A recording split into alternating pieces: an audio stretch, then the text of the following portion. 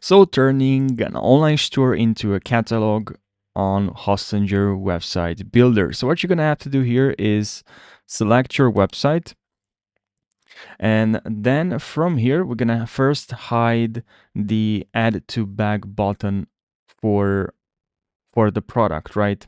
So we can hide the prices and add to bag buttons.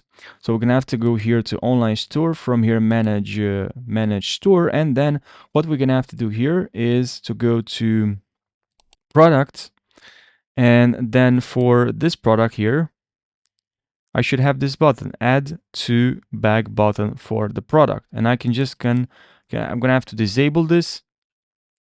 And also now we're gonna have to go to section settings, and also let me just click on face theorem,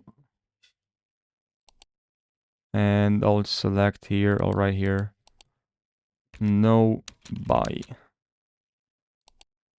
And now I'll go to edit website. I'm gonna have to click on store here, edit section, also click on this one here. Then here we're gonna have to click on product.